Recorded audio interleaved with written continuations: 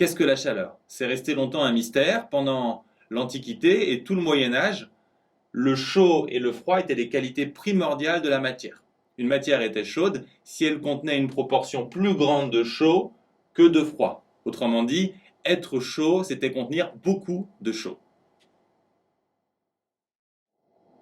Au XVIIe siècle, Descartes s'oppose à la théorie dominante. Pour lui, un corps n'est pas chaud parce qu'il contient beaucoup de chaud, mais parce que les particules qui le composent sont en mouvement plus ample et plus rapide. Autrement dit, pour Descartes, la chaleur, c'est du mouvement, mais il est incapable de le démontrer.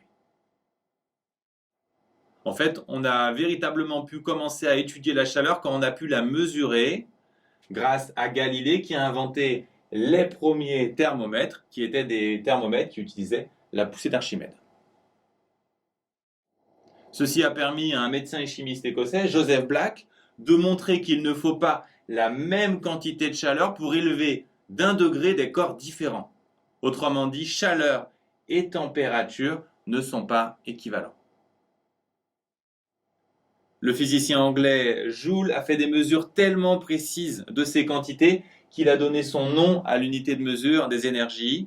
Il a notamment démontré qu'il faut apporter 4180 joules pour élever d'1 degré 1 litre d'eau. Comment il a fait?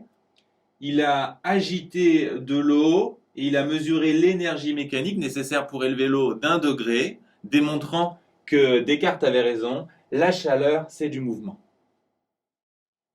Mais ce mouvement de la matière est resté invisible jusqu'à la découverte d'un biologiste, Braun, qui étudiait les pollens. Il les observait au microscope dans de l'eau et il a découvert que le pollen remuait inexplicablement. Il a d'abord pensé qu'il avait découvert la molécule originelle de la vie, mais en réalité c'est le mouvement des molécules d'eau qu'il avait découvert, le mouvement brownien, qui explique la température. En fait, plus le mouvement des molécules est grand, plus la température est élevée.